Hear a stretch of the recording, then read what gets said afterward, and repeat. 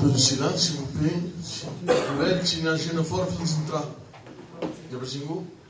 On va commencer notre réunion. Je demanderai à quelques frères, quelques serviteurs pour pouvoir commencer dans la réunion, de pouvoir prier. On s'incline, s'il vous plaît.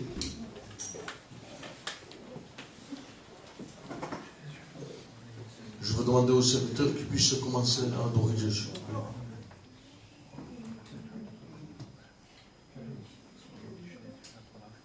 Nous voulons te bénir ce soir, Seigneur. Mon Dieu, merci de la grâce que tu nous accordes à chacun d'entre nous d'être là ce soir, Seigneur. Ah, ce soir, Seigneur, te plaçant nos vies, nos cœurs, Seigneur. Toi, de toi, nous avons besoin ce soir et tu vas nous parler, tu vas nous faire du bien. Te plaçant notre ancienne beauté, Seigneur. Tu lui donneras et tu lui accorderas le mot, Seigneur, pour nous.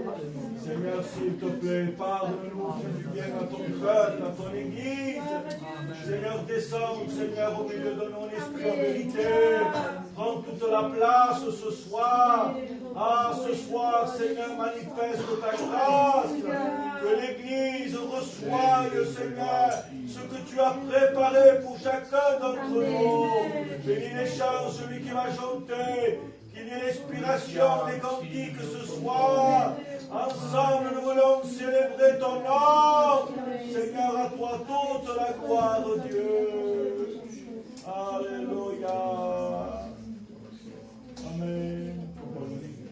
Nous te bénissons, Seigneur, nous te rendons grâce, Dieu, à combien nous avons placé ces moments devant toi, sachant et reconnaissant que l'homme ne peut rien apporter. C'est vrai, Jésus. Mais c'est poussé par le Saint-Esprit Gloire que à nous Dieu. allons parler de ta part. Tu vas utiliser ton serviteur.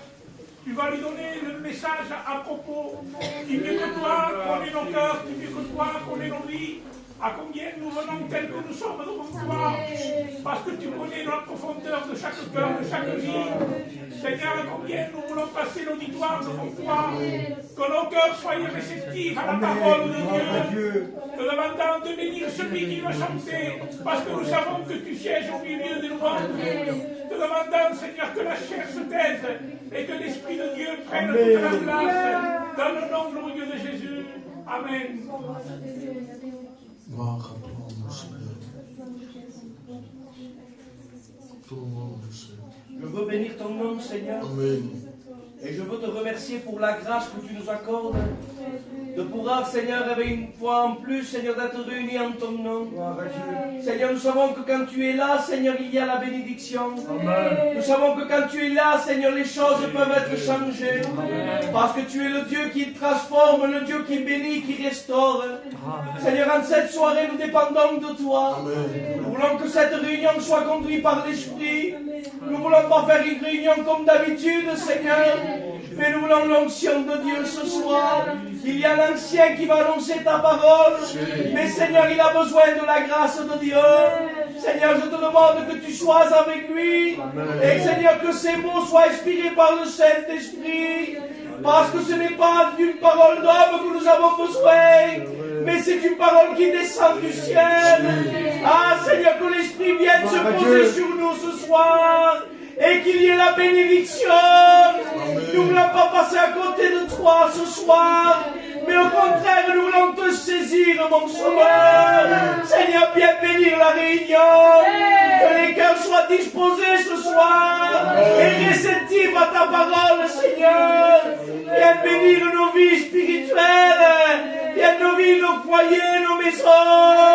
Parce que, Seigneur, nos cœurs sont à toi, Jésus.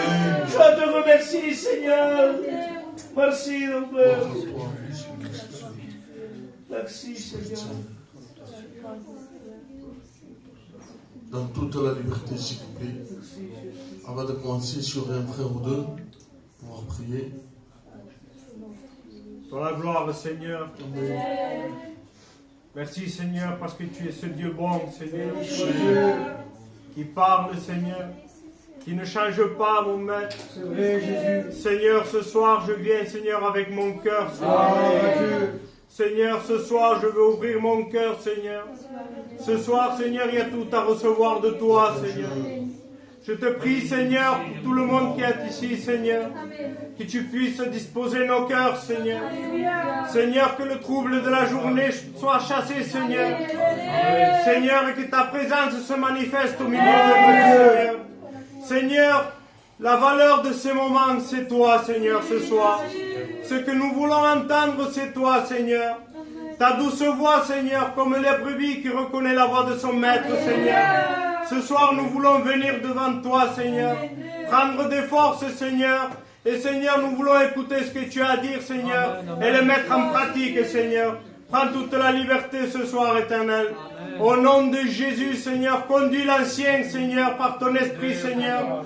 Seigneur, remplis-le de ton onction, dans le nom de Jésus. Amen. Esprit de Dieu.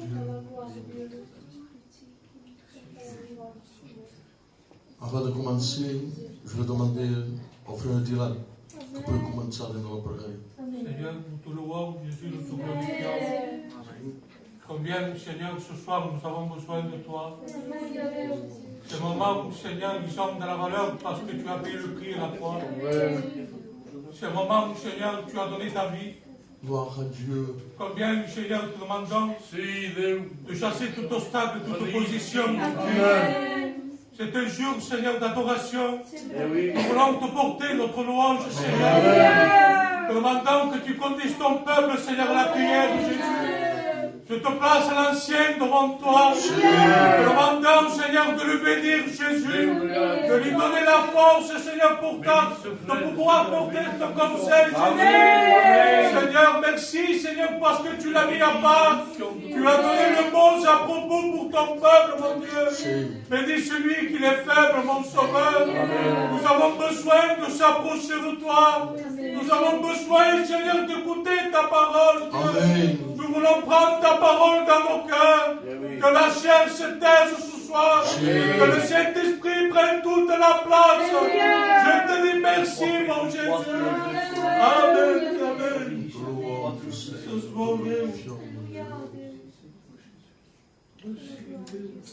Gloire à Dieu. Esprit de Dieu.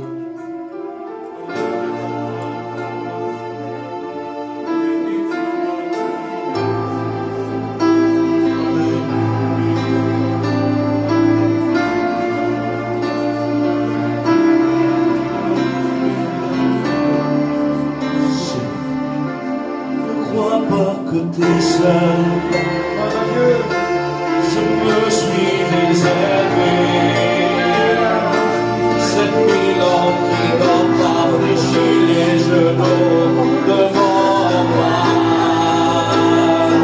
Je suis le Tout-Puissant, la terre est mon marchepied,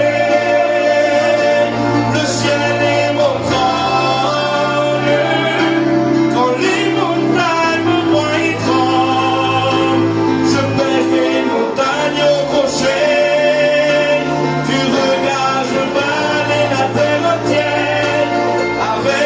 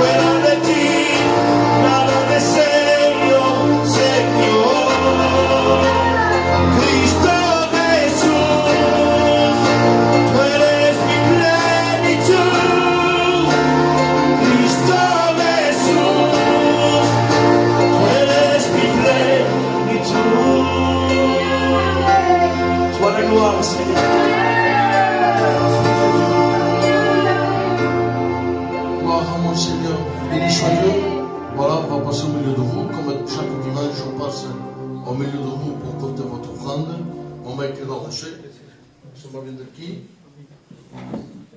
i la coral sembla uns cantant que tinc.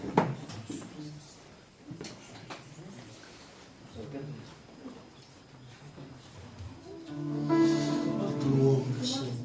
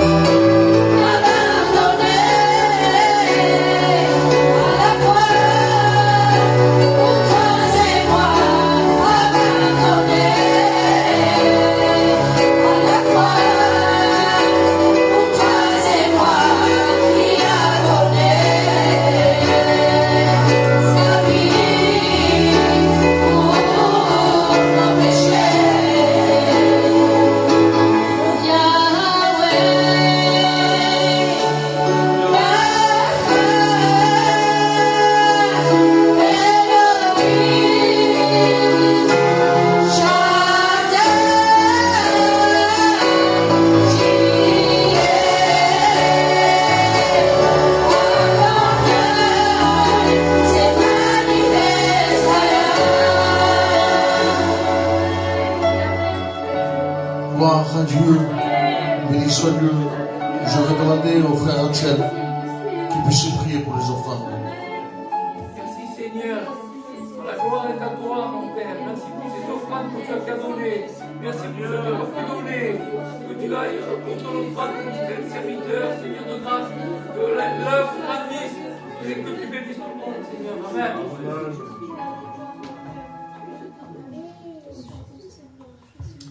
Et l'Église dit Amen. Je suis content et heureux de me trouver ce soir au milieu de vous. Amen. C'est un moment fatigué. Hier, j'ai prêché à Cassagne. Cet après-midi, on a passé l'après-midi à Narbonne, à la réunion de serviteurs. Quand je suis arrivé chez moi, la fatigue m'a pris le coup. On a plus 20 ans. C'est mes petits-fils qui ont 20 ans. Et je voulais même téléphoner à Ismaël en lui disant, Ismaël, je suis trop fatigué. Mon esprit est disponible, mais mon corps est fatigué. Et puis je me suis dit, je lui ai promis quand même. Je lui ai promis. Et je veux lui faire plaisir à lui, à l'Église et au Seigneur. J'y vais. J'y vais. Parce que je ne compte pas sur ma force, je n'ai pas de force.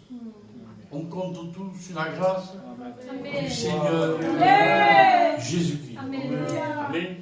Donc on va s'incliner demandant que Dieu ouvre nos cœurs à sa sagesse, que Dieu nous parle, qu'il vienne déposer une parole du ciel dans nos cœurs qui en ont besoin. Amen. Alors je demande à mon frère Mike de présenter ce moment et je demande à tous ceux qui sont ici à l'auditoire de couler les flancs avec nous et de chercher la présence du Seigneur. Seigneur, mon âme te loue, Seigneur, et mon âme te bénit. Seigneur, ce soir, nous voulons te dire merci pour ces moments que nous passons devant toi. Seigneur, ce que nous voulons ce soir, que tu bénisses notre ancien côté. Seigneur, tu vas le bénir, tu vas le fortifier. Seigneur, remplis-le de ton esprit. Seigneur, ce soir, dispose de ton peuple, que ton peuple puisse écouter ta parole. Seigneur, nous te disons merci pour ces moments, parce que tu es là, en esprit, en vérité. Seigneur, sois béni et glorifié. Amen.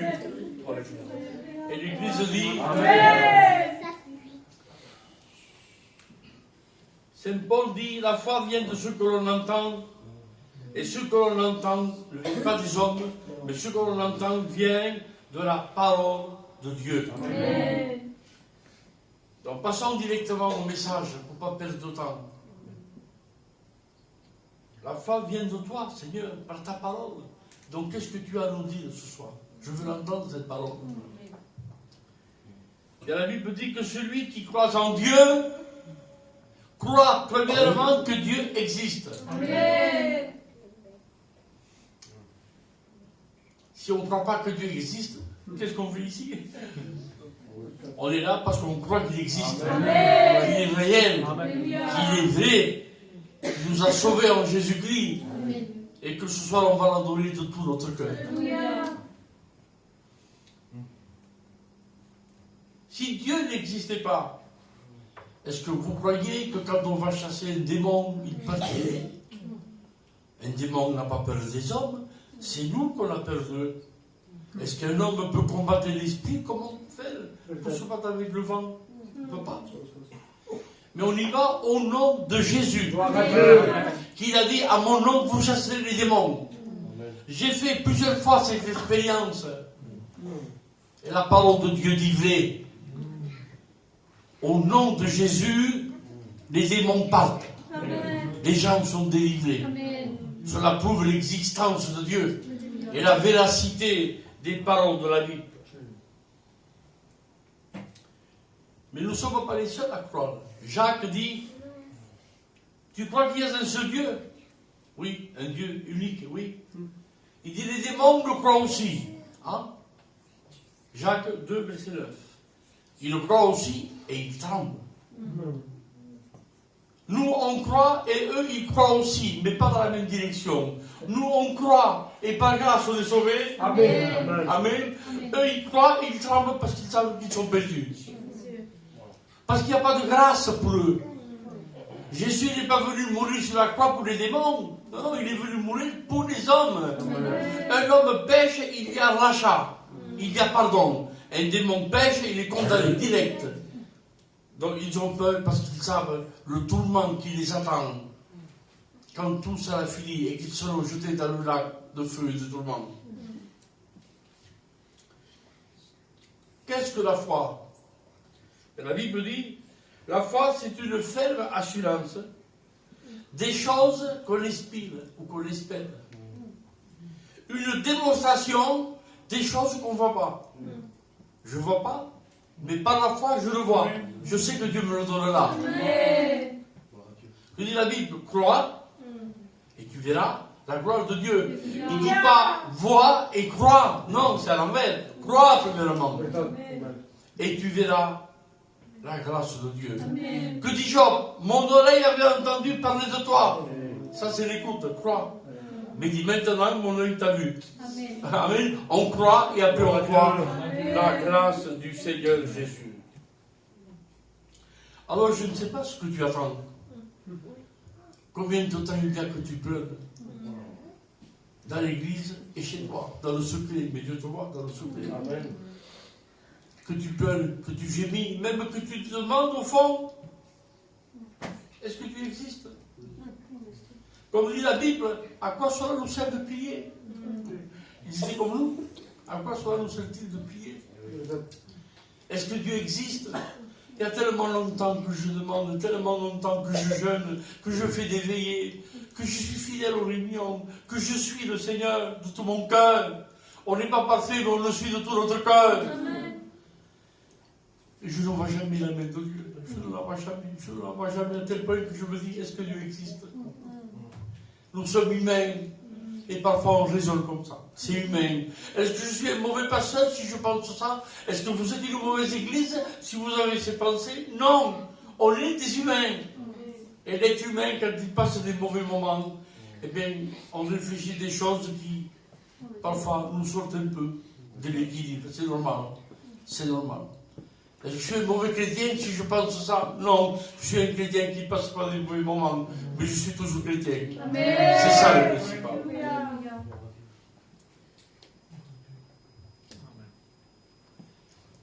Je ne sais pas combien de temps il y a que tu pleures, que tu gémis, que tu jeûnes, que tu cherches, et il n'y a pour toi ni voix, ni réponse. Alors que faire? On est désarmé. Dieu ne répond pas. On est désarmé. Heureusement qu'il y a cette parole pour nous ce soir. Il dit, si la prophétie tarde à venir, et il y a des choses qui tardent, on ne va jamais la faire. Ça tarde. Il dit, si la prophétie tarde à venir, décourage-toi. Si la prophétie tarde à venir, ne crois plus. Non, la Bible dit, si la prophétie tarde à venir, attends-la. Car elle s'accomplira. Elle s'accomplira parce que Dieu est vivant. Et la Bible dit que Dieu ne ment pas. Et Dieu donne ce qu'il promet. Que son nom soit loué. Et que son nom soit glorifié ce soir. Frères et sœurs et amis, ce n'est pas en vain que nous attendons après le Seigneur. Le Seigneur nous donnera ce que notre cœur désire. Fais de l'Éternel tes délices, dit Isaïe. Et il te donnera ce que ton cœur désire. Que son nom soit loué et glorifié ce soir. Dieu parle à Isaïe. Il dit, Isaïe, lève les yeux vers le ciel. Et la question vient. Qui a créé ces choses? Et Dieu dit, j'ai étendu les cieux comme une étoffe légère. Ça nous est tous arrivé d'aller acheter, par exemple, au marché à Cassagne ou dans d'autres villes, et on a besoin de tissus. On se rend vers celui qui vend les tissus, et il a un rouleau. Il a plusieurs rouleaux. On dit, je veux telle couleur, par exemple. Et il prend le rouleau, il le déballe. Et après, il le taille. Il le déballe. Et l'étoffe, comme ça, se déballe. Elle se déroule. Ainsi, Dieu a fait avec les cieux. Il a déployé les cieux comme une étoffe légère. Légère. Maintenant, je comprends pourquoi des milliers d'années plus tard, l'homme de Dieu dira, à la fin des temps, le ciel se déchirera comme un vieux vêtement. Bien sûr, puisqu'il est fait d'étoffes, les étoffes se déchirent avec le temps.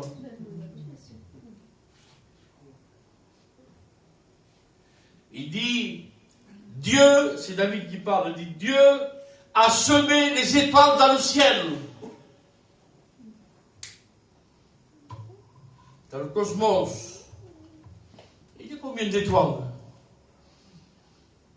Bien malin qui peut le dire.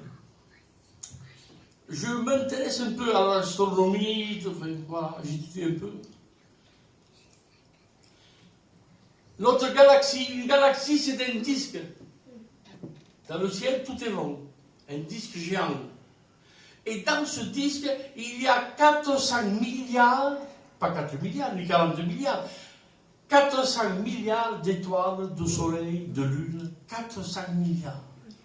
Et nous, graines de sable, on vit à la périphérie de ce disque géant. 400 milliards d'étoiles dans une galaxie. Et d'après les astronomes et les astrophysiciens, il y aurait dans l'univers 400 milliards de ces disques. Chiffre incalculable. Regardez la précision de Dieu. Et Dieu leur donna un nom à chacune. Un nom à chacune. Et aujourd'hui, des milliards et des milliards d'années plus tard, à peu près 13 milliards 200 millions d'années plus tard, aujourd'hui encore, Dieu se souvient de chaque nom. Il se souvient d'une étoile. Comment est-il possible qu'il ne se souvienne pas de nous ce soir? Il se souvient de nous. Et il nous aime de tout son cœur. Et c'est parce qu'il nous aime qu'il nous bénit. Qu'il nous supporte. La patience de Dieu est notre salut, dit la Bible. Ah, que son nom soit loué et glorifié. On n'est pas les oubliés de Dieu. Dieu nous voit, il nous aime et il nous connaît parfaitement.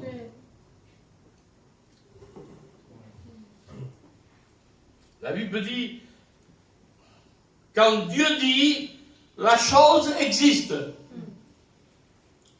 L'homme, c'est différent. L'homme invente. Il invente avec ce qu'il trouve sur terre et il améliore. Il invente, mais il ne crée pas. Tandis que Dieu, il crée dans le néant. Le ciel était obscur, ténébreux, glacial.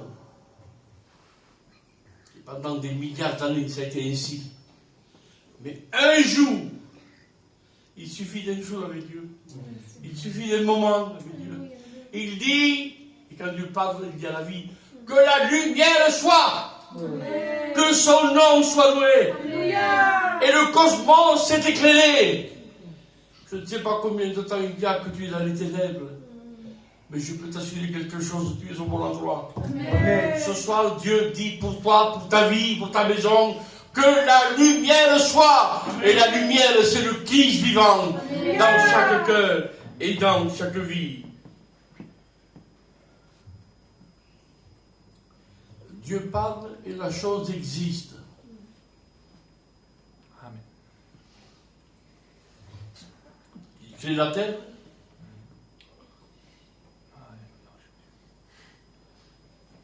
La terre était noyée comme au déluge. Vous ne voyez pas le parterre, le sol, le continent.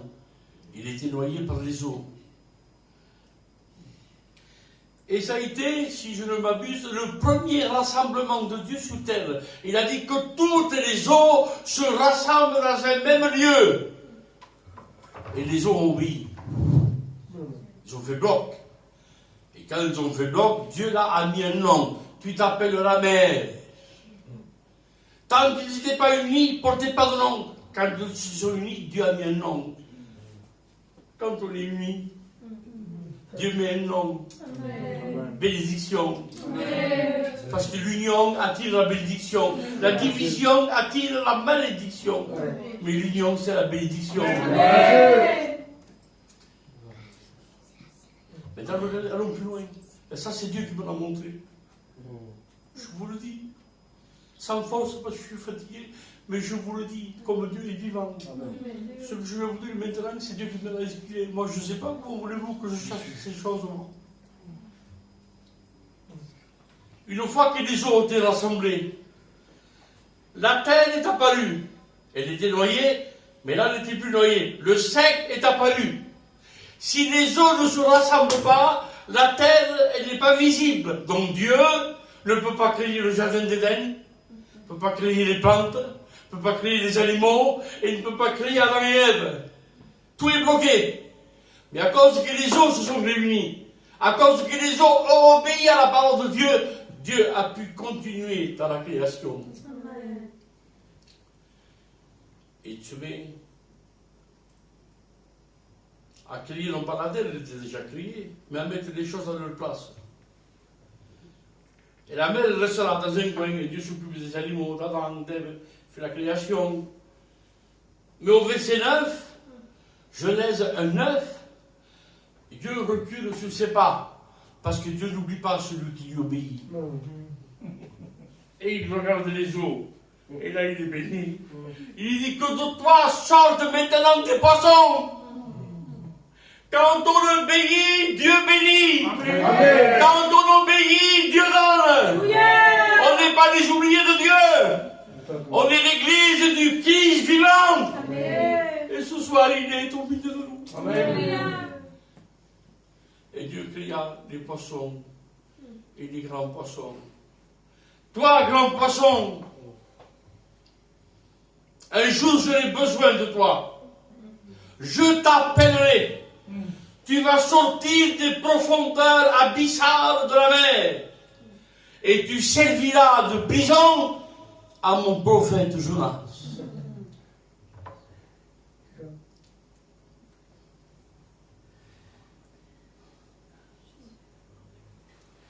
Oui, du néant, Dieu crée la vie. Et ce soir, Dieu veut créer ce qui manque dans notre cœur et dans notre vie. Il en est capable. Dieu reparle à Isaïe. Vous savez, quelle question. Il dit, Isaïe, est-ce qu'une nation peut l'être en un jour? Il restera le prophète. C'est pas quoi dire. Mais moi, je réfléchis à sa place avec vous. Comment une nation? Faire la France en un jour? On ne peut pas faire une seule maison avec un jour. Alors, une nation? Complet. Bien entendu, quand on parle de nation, je ne parle pas de maison utopique, mais d'être humain, une nation vivante. Et le prophète reste sans voix.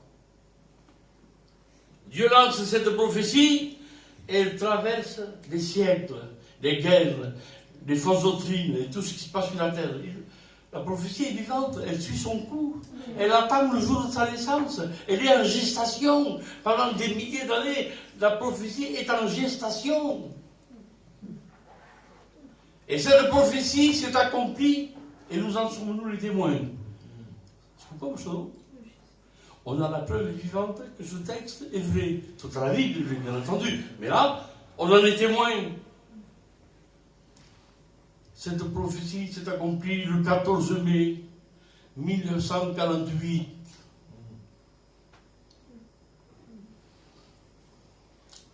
Le 13, Israël n'existait pas comme nation.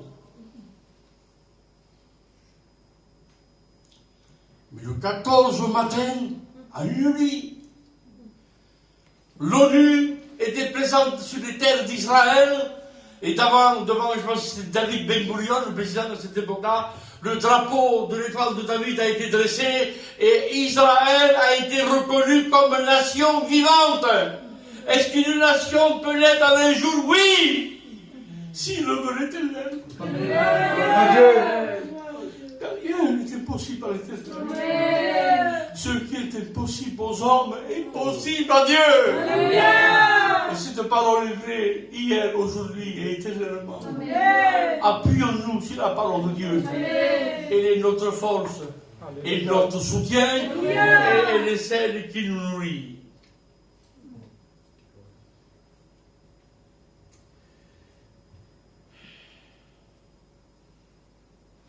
Un autre personnage intéressant. Abraham, le père des croyants. Abraham, tu étais païen. Oui.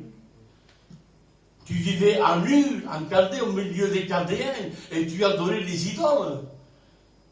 Oui. Alors qu'est-ce qui t'a pris que tu as tout laissé, tout quitté, que tu es parti?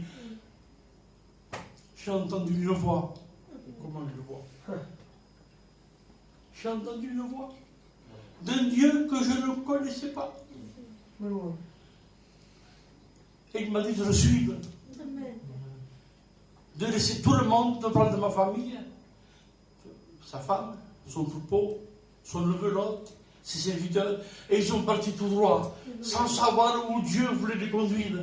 Mais il a écouté cette voix. Mais pourquoi tu l'as écouté? Parce que cette voix a touché mon cœur. Cette voix m'a fait comprendre que Dieu existait et qu'il était vivant. Alors j'ai suivi cette voix.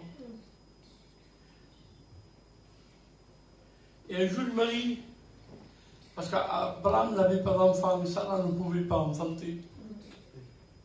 La princesse du désert ne pouvait pas enfanter. Et Dieu lui dit, Abraham, je te multiplierai comme le sable de la mer. Si un homme peut compter les grains de sable qu'il y a au bord des rivages, ainsi il pourra compter ta descendance. Et il n'avait pas d'un fils. Il dit, regarde le ciel, un ciel étoilé. Il dit, si un homme peut compter les étoiles du ciel, ainsi il pourra compter ta descendance. Et il n'avait pas un fils. Donc regardez comment ça marche. Il lui donne deux visions différentes pour la même prophétie, un fils. Premièrement, il lui dit, regarde le sable de la terre, qui est par terre. Et après, il lui dit, maintenant, lève tes yeux et regarde les étoiles du ciel. Donc ce sont deux visions complètement à l'envers. Pour regarder par terre, je dois baisser les yeux, et pour le ciel, je dois les lever.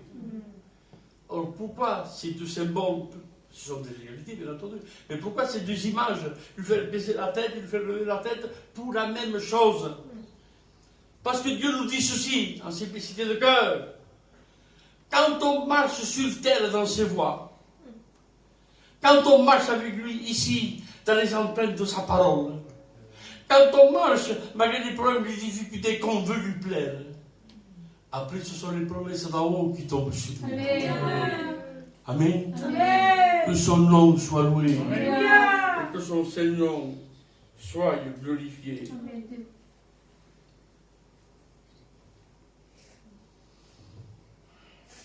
Et à l'âge de 100 ans, Abraham avait 100 ans et la vieille Sarah à peu près le même âge. Ce qui est impossible aux hommes est possible à Dieu. Amen. Elle a enfanté un fils. Comment il s'appelait ce fils?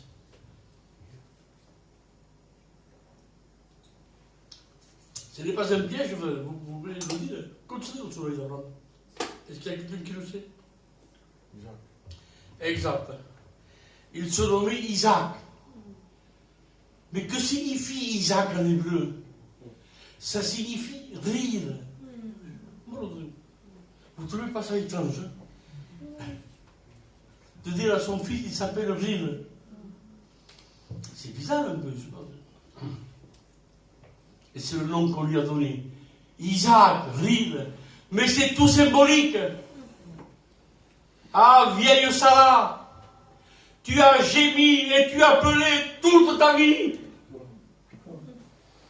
Mais maintenant vient pour toi le temps du rire, le temps de la joie, le temps de la bénédiction. Ah, que le nom de l'Éternel soit béni. J'ai vu tes cris, j'ai entendu tes larmes, mais Sarah, mais maintenant pour toi, le temps de la peine est fini. Vient pour toi le temps de l'allégresse et le temps de la joie. Quand Dieu nous bénit, on oublie nos peines. C'est bon. Quand je veux tomber, on ne pense plus à nos tracas, on ne pense plus à nos pleurs. La bénédiction efface la peine. Alors que Dieu nous fasse grâce et qu'il nous bénisse à chacun de nous. Que son Seigneur soit loué et glorifié.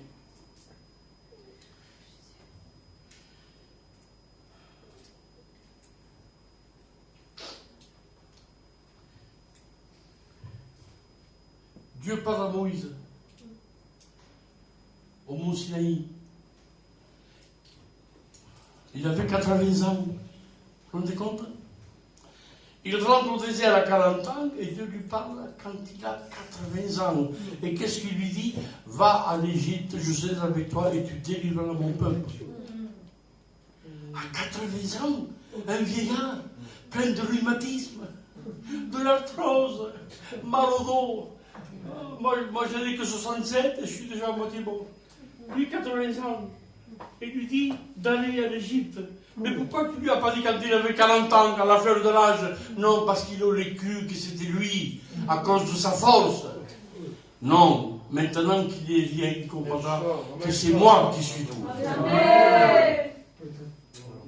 Va, car je suis descendu. Il ne dit pas, je vais descendre. Non, non, pour Dieu, c'était... Il avait pris sa décision, c'était fait. Je suis descendu. Pour quel but? Pour les délivrer. Que son nom soit loué. Amen. Et pour les faire monter dans un bon et vaste pays. Il descend, non pas pour les laisser sur place, non pas simplement pour ôter les chaînes, non, non, pour les faire monter. Ça vous rappelle le lien? Dieu descend et le peuple monte, ça vous rappelle le lien? C'est le symbole de l'enlèvement de l'Église. Amen. Jésus descendra du ciel et nous, l'Église, on montera de la terre à sa rencontre dans les airs, la Bible dit. Ah, quand Dieu descend, les chaînes tombent. Amen. Et ce soir, il est à l'Église.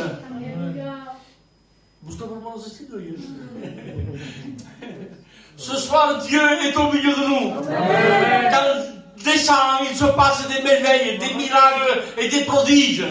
Les chaînes tombent et la liberté est dans les cœurs, car je suis descendu. Et ce soir, Dieu est au milieu de nous. Amen. Jésus est au milieu de nous. Où deux ou trois seront unis à mon nom, je serai au milieu de vous. Il est là, le Seigneur, en esprit et en vérité. Quand il descend, il y a des miracles, il y a des prodiges. 400 ans d'esclavage, de cris, de pleurs, de douleurs, de gémissements, de prophéties non accomplies, des gens qui espéraient toute une vie et qui sont morts sans voir la prophétie.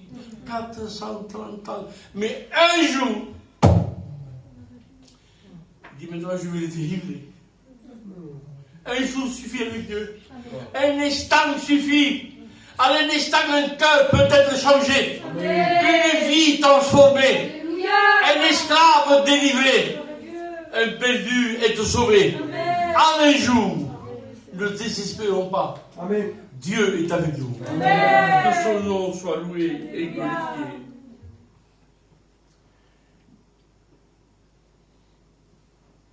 Et il leur promet 2 sortes de nourriture. Le pays où vous allez aller maintenant. Il ne parle pas de gibier ni de banquet, non. Le pays où coule le lait et le miel. Les vaches, j'étais en Israël en 99. Et le premier jour, il pleuvait, le temps était maussadier, on est monté dans un bus. Comme bon, c'est pas rien. J'ai dit, bon, on va visiter Jérusalem, on va visiter les villages. Et ils nous ont emmenés dans une ferme. Mais j'ai pas vu l'Israël. Pour voir une ferme, dégoûté. Mais celui qui nous accompagnait, Loïc Méméoté, qui s'appelait le français, il s'est tout de suite rapporté la parole de Dieu. Et il nous a dit, vous voyez ces vaches? Il dit, ouais, je ne sais pas une décalée. Les vaches d'Israël, ce sont les laitières les plus importantes de la terre. Où coule le lait et le miel. Prophétie. Elle dure encore la prophétie. Est-ce que vous comprenez vos choix? La prophétie, elle dure encore. Où coule le lait et le miel. Les fruits les plus doux de la terre se trouvent en Israël. Chez nous, une pamplemousse, elle est amère. C'est bon. Là-bas, elle est sucrée. Je l'ai goûté, donc je peux vous le dire. Le pays où coule le lait et le miel. Mais Seigneur, pourquoi tu ne parles pas de banquet, de nourriture solide? Parce que mon peuple a souffert. Ils ont besoin de douceur. Amen. Et Dieu sait mettre la douceur dans les cœurs. La douceur qui nous fait du bien. La nourriture de Dieu est bonne. Voilà pourquoi David dit là, goûtez à combien l'Éternel est bon. Et depuis que j'ai goûté à l'Éternel, j'avais 46 ans, j'ai resté avec lui. Amen. Parce que je n'ai pas trouvé mieux. Si je l'ai trouvé mieux, je l'aurais pas dit. Mais je n'ai pas trouvé mieux. C'est la meilleure des compagnies qu'on puisse avoir. La compagnie du Seigneur Jésus et de l'Éternel.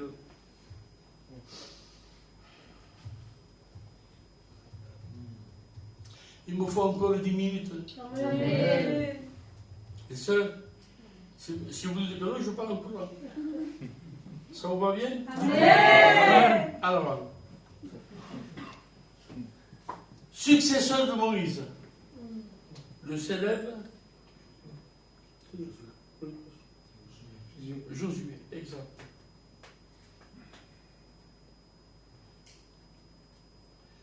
Ils doivent prendre une ville fortifiée de Jéricho. Je savais la taille des murs et l'épaisseur, mais avec le temps j'ai oublié. La mémoire s'estompe avec le temps. Ville imprenable. Dieu dit, vous allez la prendre. Mais fait quoi? Ils sortaient du désert. Ils n'avaient pas l'art de la guerre. Pour détruire une muraille, il faut des canons. Il faut des... Je ne sais pas, mais...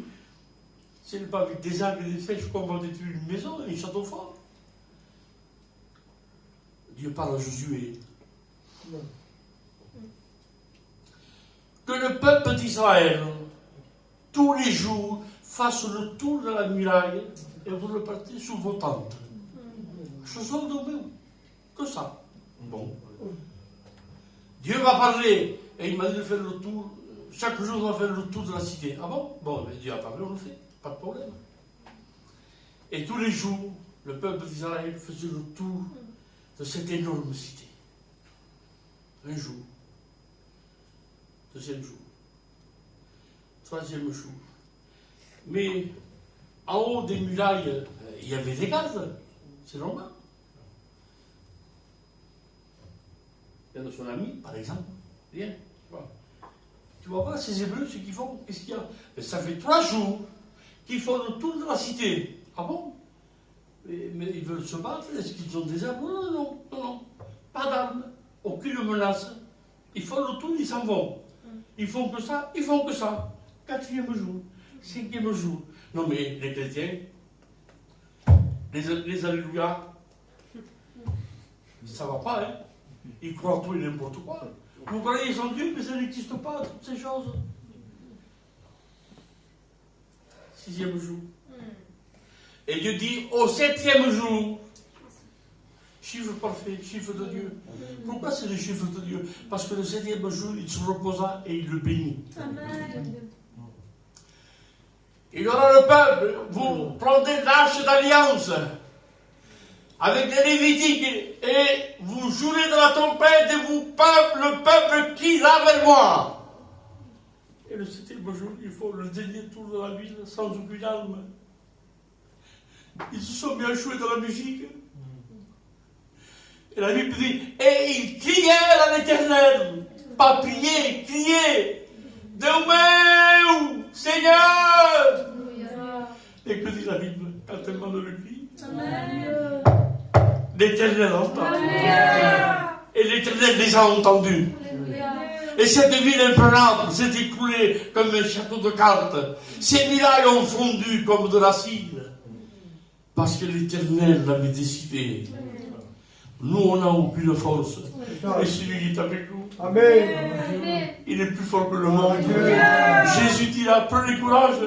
Parce que c'est que la vie est dure. Prenez courage. J'ai vaincu le monde. Et cette victoire, il nous la donne pour chacun de nous. Ce soir, que son nom soit loué, béni et glorifié.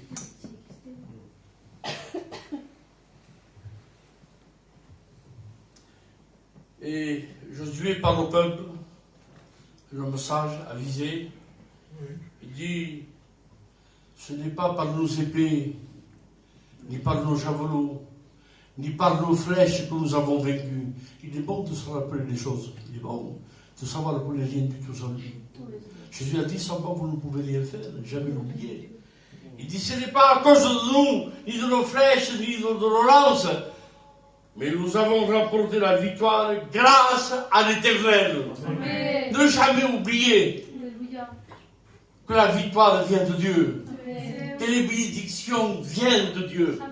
Toujours le remercier de tous les bienfaits qu'il fait. Parce que je ne médite pas, il me donne. Il est bon. Si ou non. Je ne médite pas, mais vous allez voir. Parce qu'il nous aime dans l'amour incommensurable.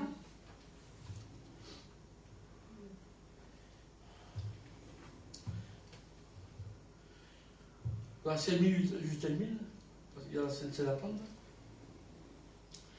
Beauté, c'est bien, tu nous as rappelé les vérités bibliques de l'ancien temps.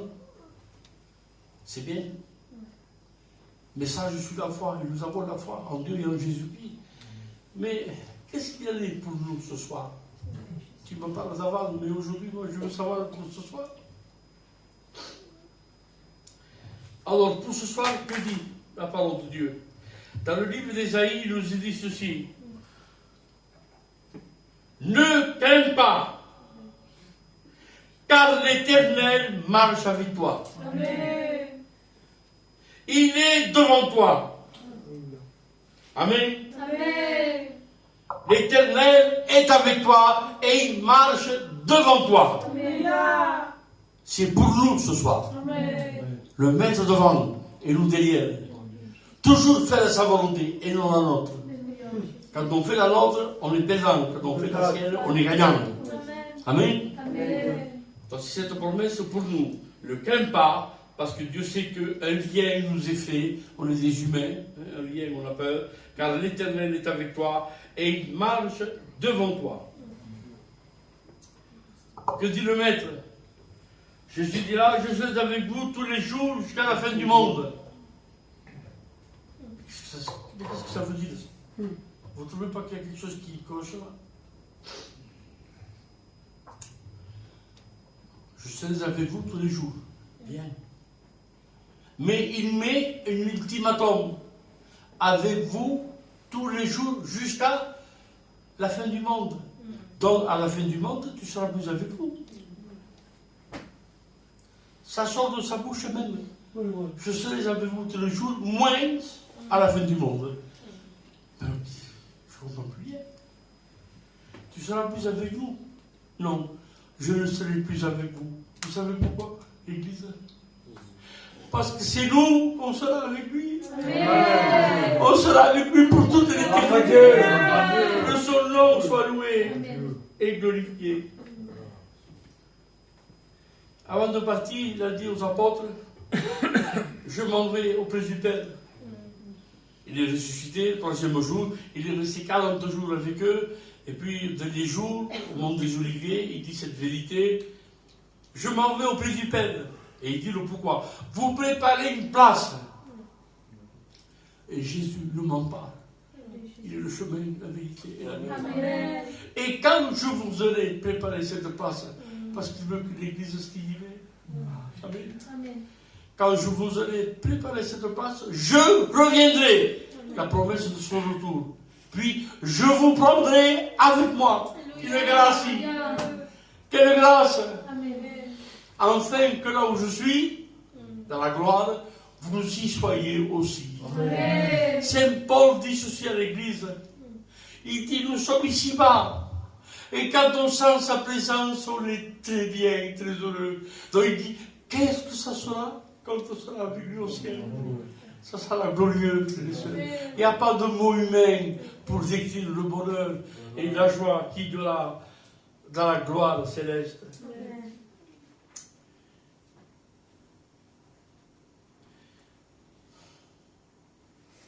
Les disciples avaient peur. Ils avaient crucifié le Maître et ils avaient peur qu'on les tue. Donc, ils sont mis tous dans la même maison. Ils ont fermé les portes, ils ont fermé le volet. T'inquiète, il faut trabajar, t'inquiète, que je vais faire un second. Hasta que t'inquiète, sí, a dos botones, sí, bueno, papi. Tout fermé, portes et fenêtres, volées, tout fermé. C'est la peur, ça. Et la peur est humaine. Et d'un coup, Jésus a traversé le mur et il s'est présenté au milieu d'eux. Et il a dit à l'hébreu, Shalom, que la paix. Alléluia. Gloire à Dieu. Il n'y a que lui pour dire ça. Amen. Que la paix, il dit, soit sur vous. Amen. Et ce qu'il a dit ce soir-là aux apôtres, il le dit ce soir à l'église. Que la paix soit sur vous. Non pas comme le monde donne, dit à Jésus, mais ma paix. Celle qui descend du ciel. Celle qui rentre dans le cœur. Et qui nous bénit et nous garde corps, âme et esprit. Que son nom soit loué et glorifié. Mais Thomas n'était pas là. Quand il est revenu, les disciples lui ont dit, Thomas, le maître est venu. Comment? Je suis venu ici. On l'a vu, comme on te voit. L'autre, moi aussi, on dit tout ça, Thomas, en Saint-Pisse. Il est réellement ressuscité et il est venu nous visiter. Le maître est venu. Lui, il réfléchit.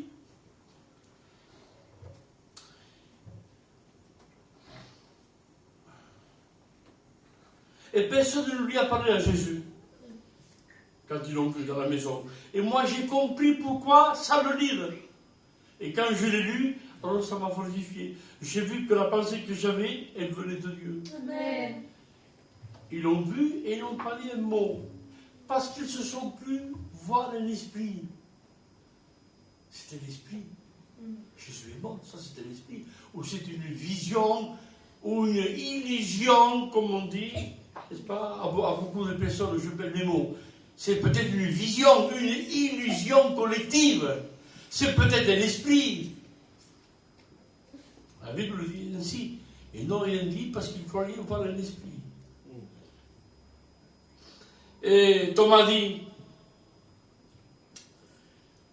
si je ne vois les marques de ses mains, et je ne mets mes doigts sur ses plaies, si je ne vois son côté transpercé, et je ne mets pas ma main sur son côté, je ne croirai pas. Passe un temps, je ne sais pas combien de jours, et Jésus réapparaît, passe le mur, et il se trouve au milieu d'eux. Et là, il y avait Thomas ce jour-là. Jésus le regarde. Est-ce qu'il lui a fait un reproche en disant, Thomas, toi tu n'es pas comme les autres. Les autres, ils ont cru, mais toi tu as douté. Tu es indigne d'être mon serviteur. Tu es indigne de prêcher ma parole parce que tu ne crois pas à mes promesses. Tu es un mauvais apôtre. Jésus n'a pas parlé comme ça, il ne l'a pas grondé. Au contraire, il a enseigné. Il n'a pas parlé avec dureté, il a parlé avec douceur. C'est le langage de Jésus-Christ, la douceur. Il appelle Thomas. Approche-toi. Je le vois tout tremblant, tout bleu. Qu'est-ce qu'il va me dire? C'est mes mains que tu voulais voir. Les voilà. Et il a touché, il a vu qu'il était réel. Jésus a dit, je ne suis pas un esprit, parce que l'esprit n'a pas ni corps ni chair, mais moi j'ai de la chair. Je suis vivant, j'ai des os. Je ne suis pas un esprit, je suis un corps ressuscité. Et il a mis ses mains, il a vu. Regarde de mon côté. Jésus savait ce qu'il voulait. Thomas ne lui a pas dit, Jésus, je veux voir ton côté. Non, non. Jésus le savait déjà ce qu'il voulait. Jésus nous connaît et il sait ce que nous entendons de lui. Regarde de mon côté. Il a mis ses mains. Il a mis sa main. Il a vu que c'était lui. Tombe à genoux. Il y a de quoi. Hein? Il y a de quoi. Et là, il a été brisé. Ah, Rabouni, Seigneur, Rabouni. Et Jésus lui dit là, ces paroles classiques et mémorables. Tu as cru parce que tu as vu. Heureux! Pas malheureux. Heureux, c'est ce qui croient sans avoir vu. Et ça, c'est nous l'Église. On n'a jamais vu Jésus. Mais on croit en sa parole. On croit aux véricités bibliques. On croit que Dieu est vivant, que Jésus est vivant, qu'il y a le Saint-Esprit, qu'il y a les anges et qu'il y a la gloire éternelle qui nous attend. Eux, c'est ce qu'ils ont cru sans avoir vu. Je ne l'ai jamais vu. Et je l'aime de tout mon cœur. Et lui aussi, il nous aime. Je n'aime pas une histoire comme l'histoire de France, non. Je l'aime parce qu'il est vivant, parce qu'il nous parle, parce qu'il nous bénit, parce que son esprit est sur nous. Amen. On sait qu'il est vivant. Et on le croit. Et maintenant, on va le louer. Il faut le louer maintenant. Louer son nom de tout notre cœur. Je laisse la place à votre responsable et que l'Église loue le Seigneur.